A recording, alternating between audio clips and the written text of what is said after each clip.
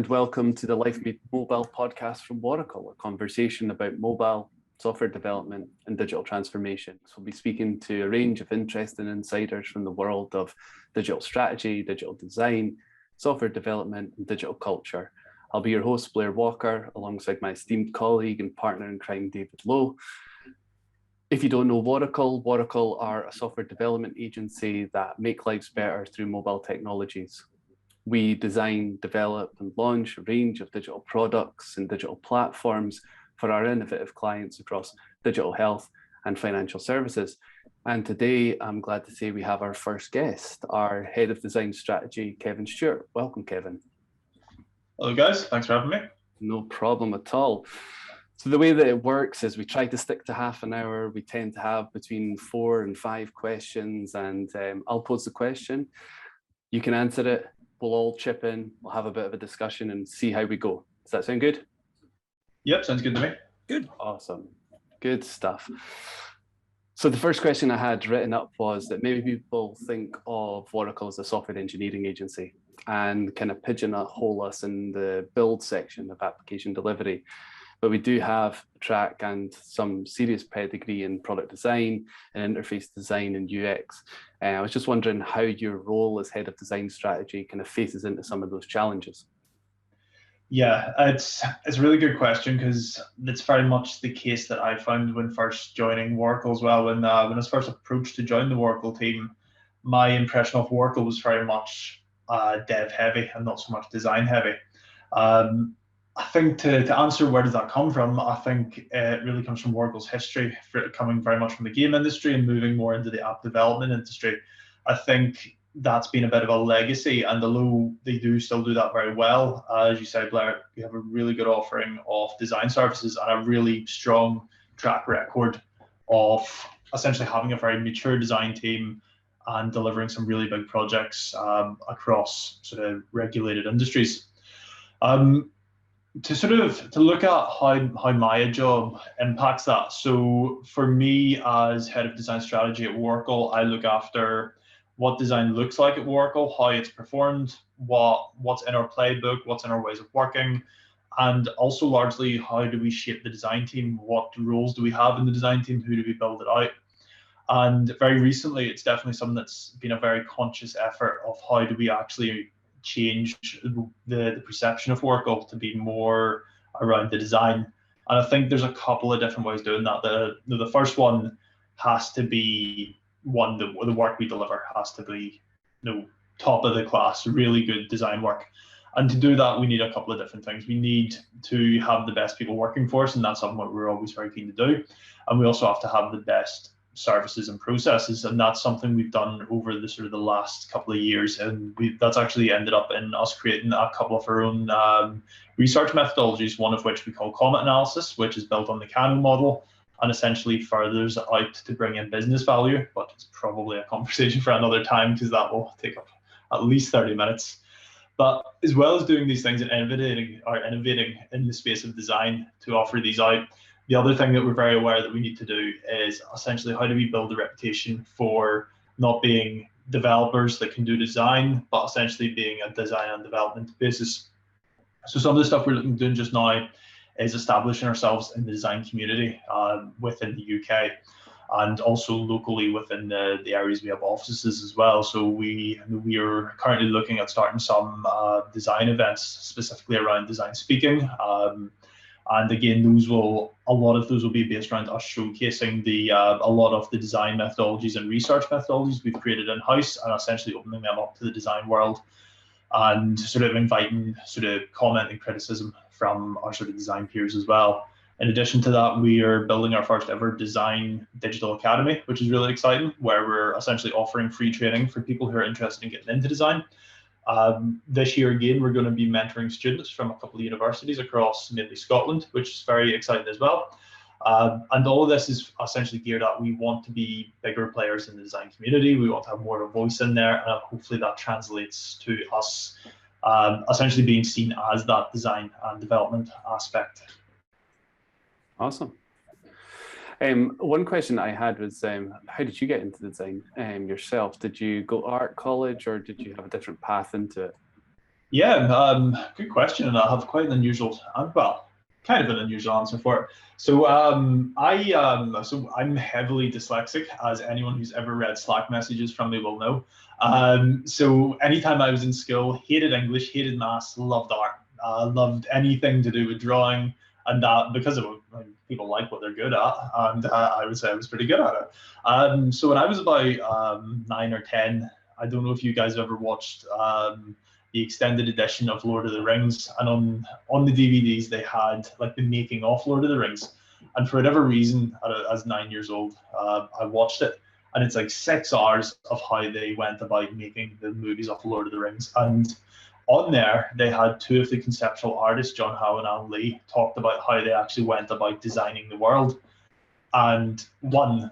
I was amazed that that was actually a thing that you could conceptually design things, but two, they were being paid to do this, which really got my attention. So from quite a young age, and being dreadful at any form of written communication, I was quite interested. Well, how could I get into something like that? I'd love to work in that.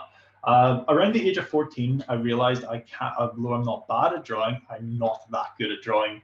So I started exploring other sort of more design related that doesn't rely on fine drawing skills, and essentially started looking at design as a service and design industries. So at the age of 14, I'd done my first placement in a Manchester-based agency, which was really cool. They'd done a lot of packaging design, and I worked quite heavily with them for a few weeks. From there, every summer, I essentially tried to do a placement at a design agency of some type and build up a bit of a catalog of working in branding, sort of more marketing side ones, packaging, print materials. And I mean, this was when websites were not responsive. So very early on, no sort of web design agency. That was really cool because I got a really big experience of all the different design areas. And my preferred one was digital. That was as I was going into university, it was really ramping up. Web 2.0 was here. So that was where I was mainly interested in. Went to uni, studied at Glasgow Caledonian, and from there got a job in a very small agency in Glasgow, which unfortunately I don't think is about anymore. But at the time it was maybe 6, 7 people, and again it was really good because although they did sort of focus on branding and digital design, you got basically if a client was willing to pay for it, we were willing to do it. So you very quickly learned all of the different aspects of design. From there, I essentially have a work history of just about everything. I've worked in in-house teams, worked in small agencies, big agencies, worked a lot of freelance and ran my own sort of agency to an extent for a number of years as well. And just got a really big sort of range of design. My main sort of interest was sort of a digital product designer the whole time, and really looking at how can you deliver a product, a design end to end. I think one of the really nice things with doing freelance is that really enhances you to be able to do that because it forces you to learn commercial awareness and business worth as well. So a couple of years ago, essentially, I was working as a lead designer at quite a small boutique agency. I'd been there for a number of years and essentially was ready for a change, at which point Waracle sort of reached out to see if I'd be interested in coming aboard as one of the UX designers at Waracle, which I did, of course. For the last couple of years, I worked very heavily in the digital health team, doing some really fascinating things in a very heavily regulated industry that essentially, the apps we were working on were essentially for people who had quite severe conditions and disabilities. And it really forced me to come up, enhance my ability to understand accessibility and designing for accessibility, but also researching for accessibility as well, which is really interesting. Then I've been in that sort of role for a couple of years, and then quite recently I've moved into the head of design strategy role, which has been a completely different sort of learning experience, having to learn very quickly rather than being the one delivering the end-to-end product of how do we best actually construct these end-to-end products and deliver them as well, which has been a really enjoyable new challenge. It's amazing. That's so good. I really like the fact that there's like a unique journey for you. I don't know about your experience, David, but like there was a company that I once worked for, and there was a head of design who insisted that you couldn't be a designer unless you'd been to art school. Is that something that you think is quite prevalent as as a thought in the software development and digital product world?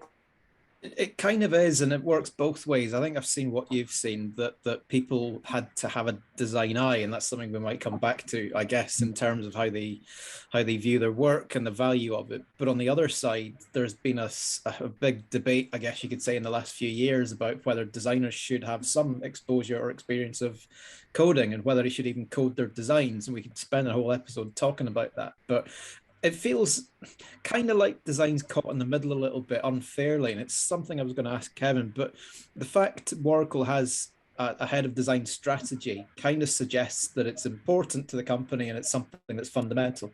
But how do you make sure that design coexists with the build elements and the project management elements and the other bits of Waracle that go towards making a good delivery for a client without working in a silo, which many companies end up doing by accident?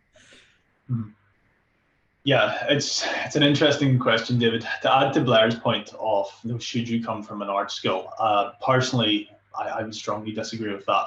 But I am very much aware it is a bit of a stigma that's existed in the industry. I mean, I've worked with designers who are self-taught, who have been unbelievable designers. I've always kind of thought an apprenticeship almost works better than a university education, because each design vertical is vastly different from the other as well, and universities have to give such a wide sort of, I suppose, experience of a bit of all of them, and maybe not a deep dive into any of them. So I would definitely side on, I don't think there needs to be one. But to answer your question, David, about how does design work with all these other sort of areas within an agency, be it the developers, be it project managers, it's a really good question, because the way I would tend to look at it is project managers and developers, because in my experience with developers, they tend to be a particularly minded type of people who like codes and formulas and set ways of doing things. Project managers are the same. They like to have a process, and usually the agile process, and we stick to the agile process and get done. Design has this idea of being very creative and free-flowing, and as an ideology that can clash quite a bit. So I think it can be a tricky one to work together, but it comes back to one of the things you said, a good designer understands every other role that they brush shoulders with. A designer who knows how to code, and for the record, I don't, I've tried it, I'm dreadful at it.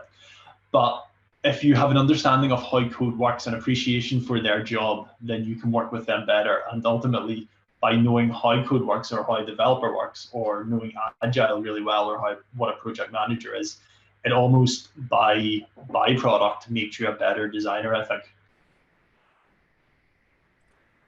Yeah, I couldn't agree more. I mean, it's funny, isn't it? Because I suppose that when people think about design, they think about the point that you made earlier on about someone being a good drawer. But good design is obviously incredibly multifaceted, and even in our organization, the difference between service design and product design, or the difference between user interface and journey flow design versus the actual kind of brand look and feel and the design language. Each of those are sort of compartmentally different, even in the same sort of broad discipline. And so I have a question about that. So since I've been at Waracle for the last year and a bit, I've seen things like ethnographies, customer research, design research, and other kinds of sort of wide-ranging sort of research and insights pieces which focus on the end user needs. I was wondering how these contribute to our projects and how important these disciplines are in the kind of wider sort of design thinking ethos. Yeah, a really good question, Blair. So I think what you said about, to address research as well, as you say, design does have this idea that it's very visual, and there's a lot of good drawing or UI creation in it. Much to my horror, I learned that wasn't true, and writing and good communication was vital. So that was a skill I had to acquire. But it's a great question, and the short answer is research is vital to design thinking and design in general as well. I think the best way to answer that is if we consider what design thinking is. Design thinking is essentially human-centered approach to solving a problem. And I think we can break that down into almost two lanes of thought. So the first one is design thinking is a mindset, as sort of loosely collected philosophies as well.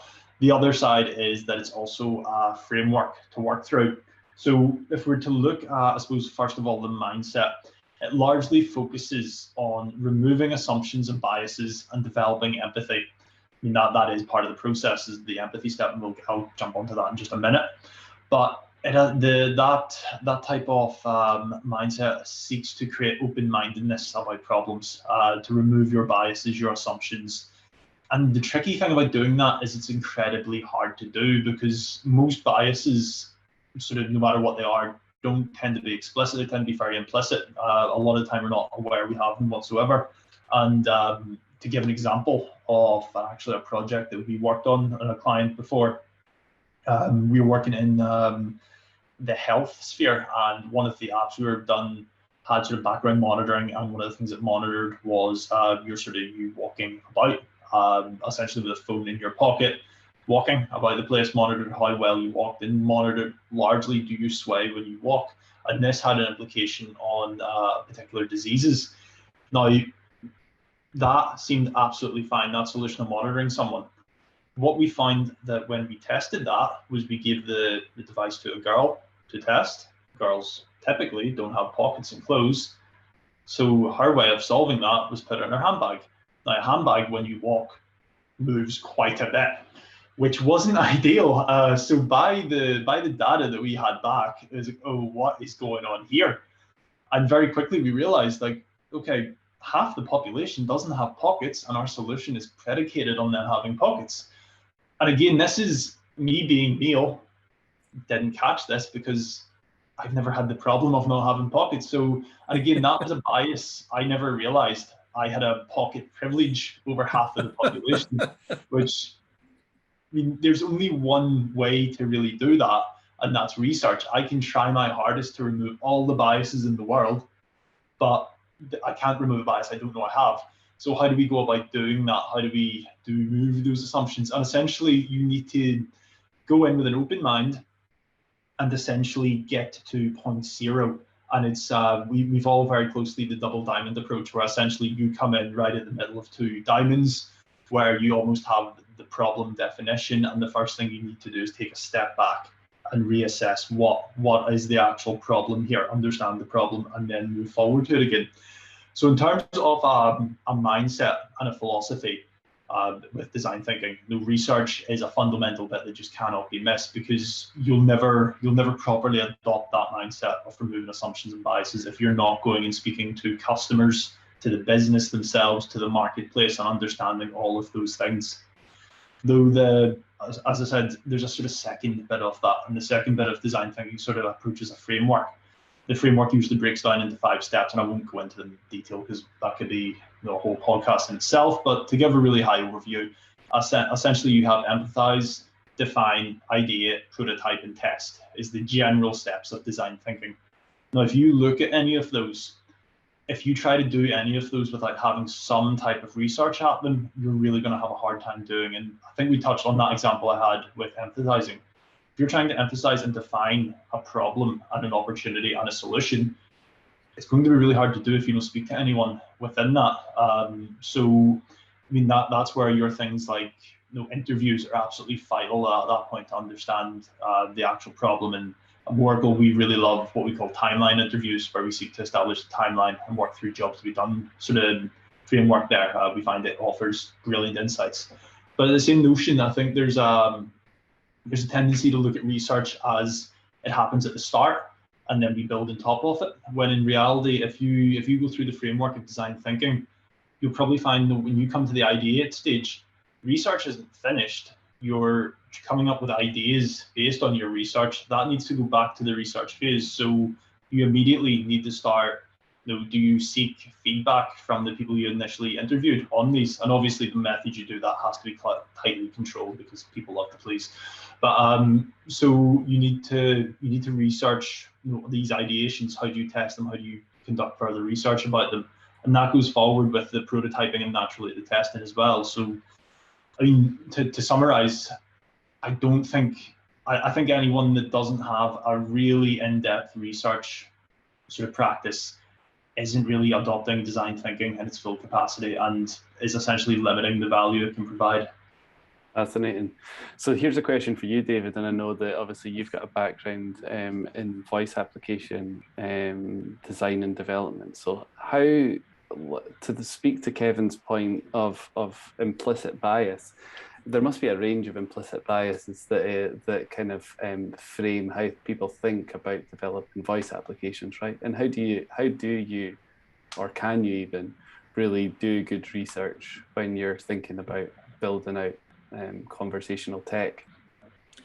There was a period probably about 5-6 years ago when people got into this that hadn't tried it before and came from different disciplines and doing the kind of things Kevin talks about, possibly less of it, possibly coming from a developer background because they'd been to a meetup or a webinar or something and learned that you could make a voice thing quite easily if you had the tools, and then realized when they put it out to people that nobody said the things they expected.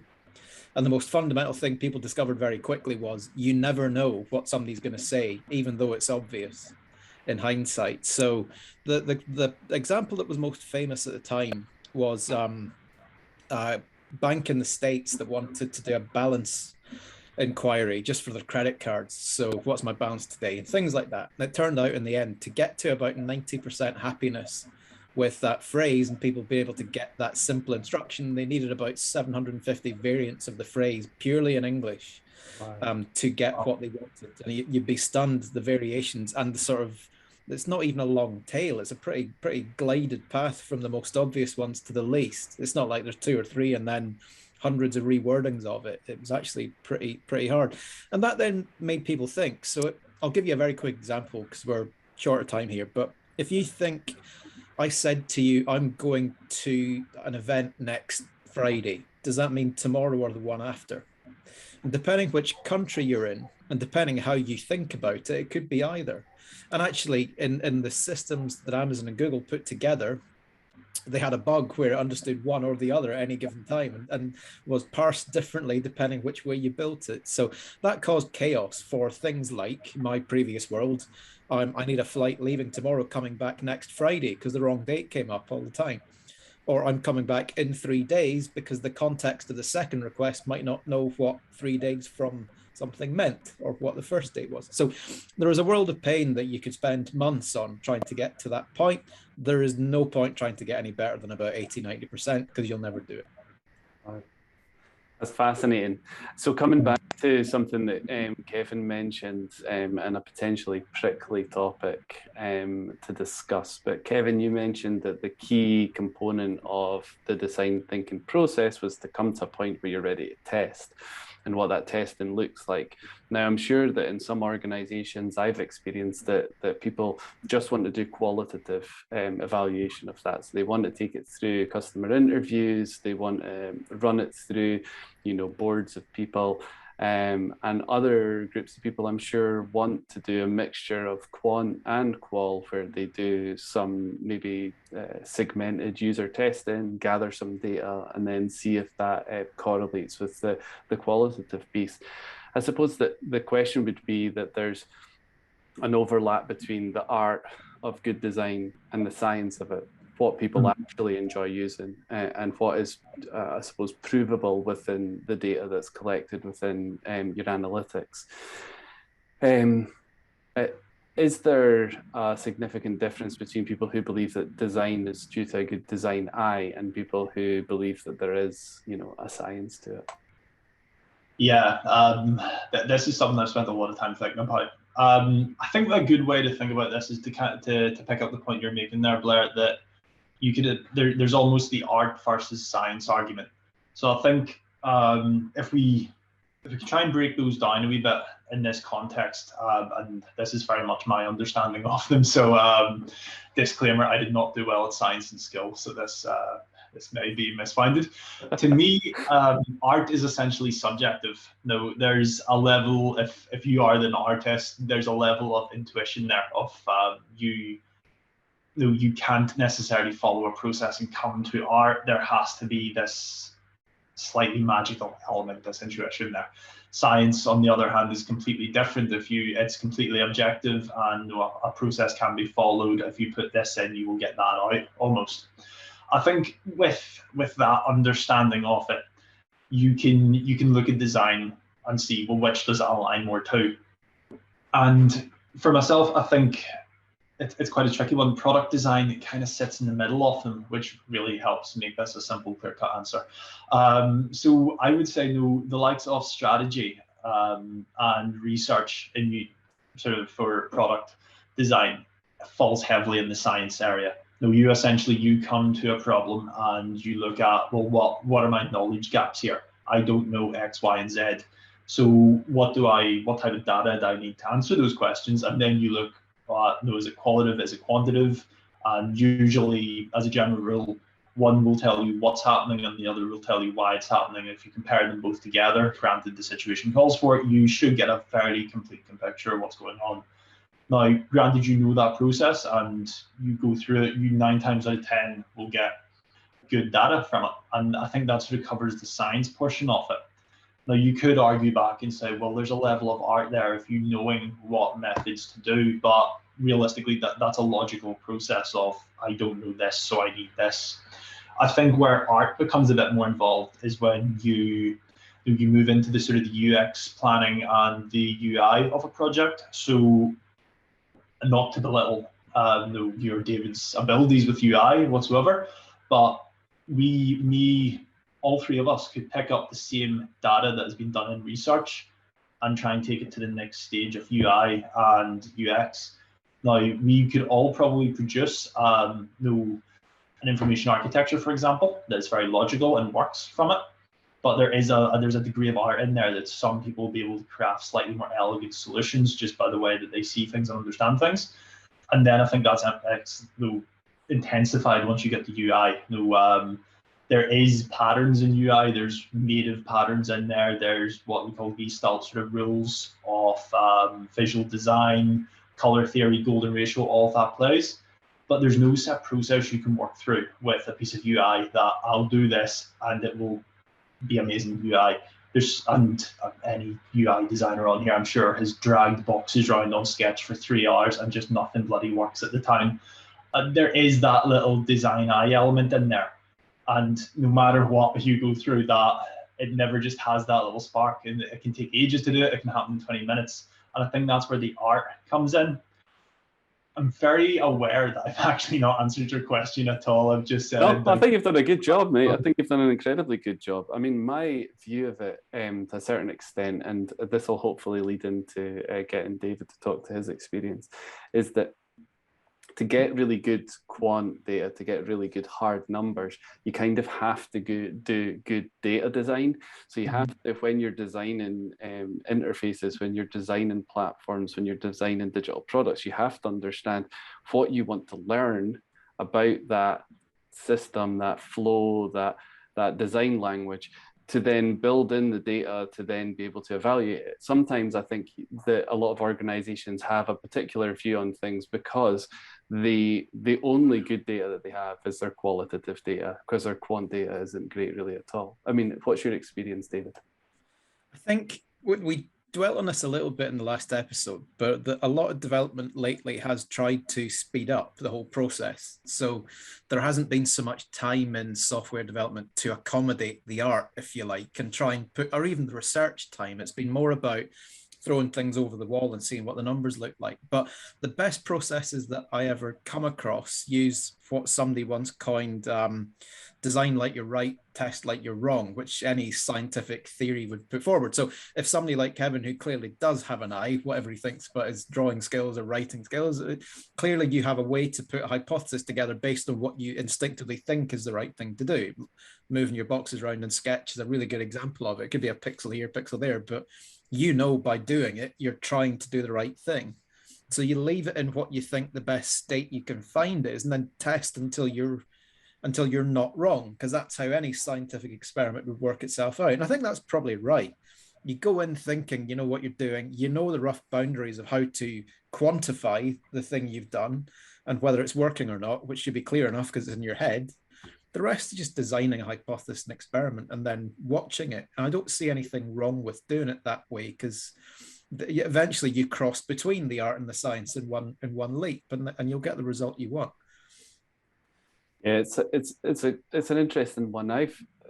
I've worked on a number of different projects in the sort of conversion rate optimization space, and in general in the kind of A/B testing of design space, and it's very difficult sometimes to get statistically significant answers, and a lot of the times it's because there's poor hypothesis in the first place. You've not designed the test in the right way to get an absolute answer out the back end. But I mean, obviously the output of good A/B testing and conversion rate optimization programs of work is and can be transformative for organizations. So it feels like, again, it's that, to go back to your point, Kevin, about there not being a clear answer, is that it feels like there has to be good loop back round to research and a good loop back round to the data to get the right answers. I'm aware that we don't have a huge amount more time, but what I'm going to do is just ask another question just very briefly. So we've had a lot of conversations recently with a number of clients where we've discussed the value of design systems for consistency, for scale, for waste reduction. And it seems like there's a bit of a growing interest and need, certainly in the sectors that we work in. Could you give us a bit of an understanding, or maybe a breakdown, as to why you think maybe brands don't currently have them, and why they should be looking to put them in place? Definitely, yeah. As you say, Blair, it's something I've noticed. The demand for design systems has really come to the forefront in the last sort of year or so. It's an in-demand design service, I suppose, and asset. To address why they're not, though, that there is quite an absence of them, and in my experience there definitely is, I think that probably boils down to two reasons. The first one's a relatively simple one, in the fact that they are relatively new to the design world. And while design has been modularized for over a century, especially if you look at like car manufacturing, things like that, it's fairly new to the digital space.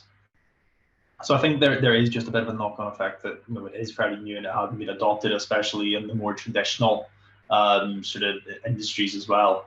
But secondly, and I think the second one's probably the bigger of the two, is there's always that sort of conundrum that you don't know what you don't know. And I think when a business comes to start doing digital and creating digital products, I know this won't apply to everyone, but typically the way you go about it is you build the MVP for product number one. Your need for a designer is probably one designer, and as they build that product and grow that product, they're capable of maintaining that product perfectly well.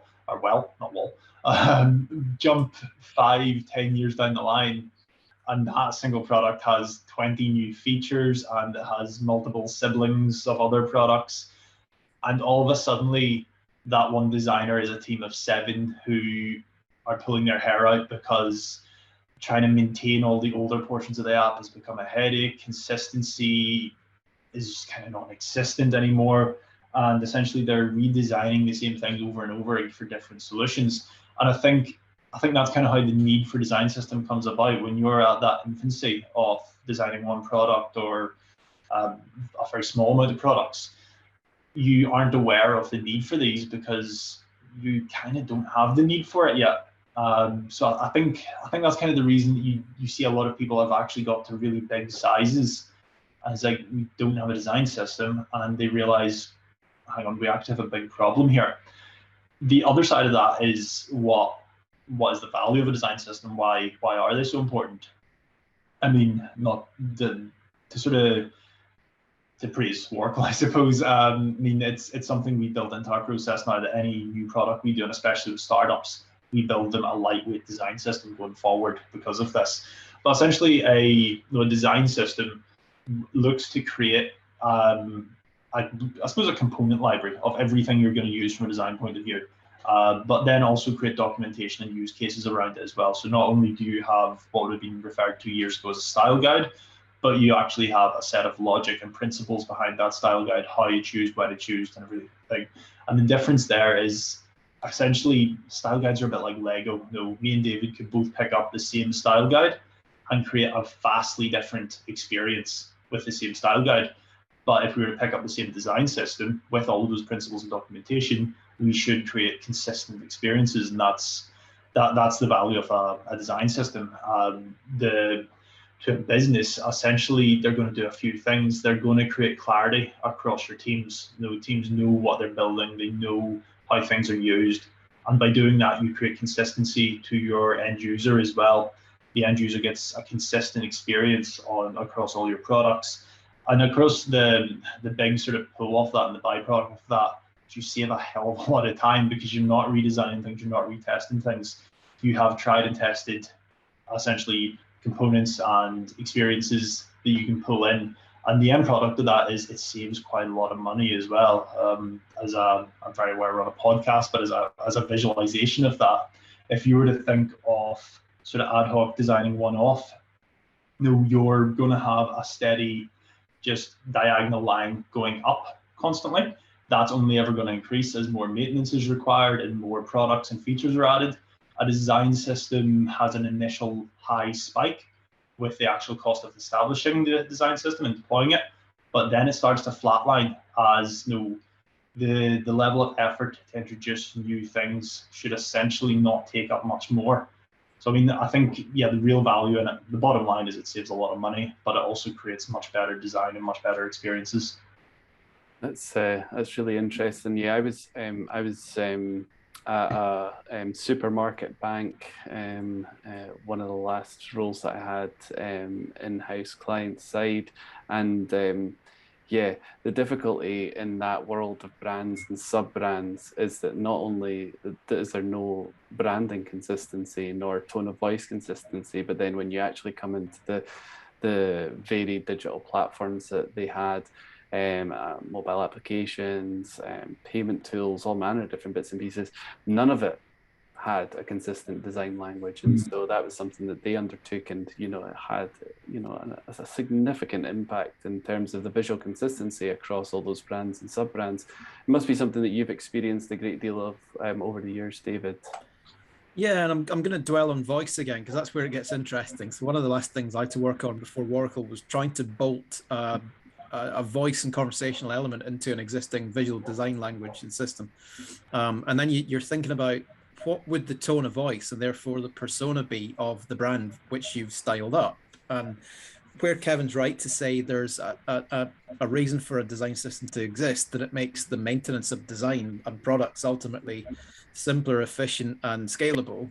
When you have to add things like personality to it, how would person say thing as part of that design language, and the words start to matter, it grows arms and legs pretty quickly, and you get into things like sonic branding and stuff, which I could spend all day on. So, but yeah, I've seen other places going through rebrands of mobile apps, for example, without a design system, and suddenly what you thought was essentially a skinning game turned into 9 to 12 months work without really thinking about it. And all of a sudden you've put all the work you'd planned to do for 9 to 12 months further down 9 to 12 months. And that doesn't help anyone. So I think Kevin's right to say it makes the whole life of developing products so much simpler and more efficient, and helps the designers to ultimately maintain a system that's scalable and has some life to it.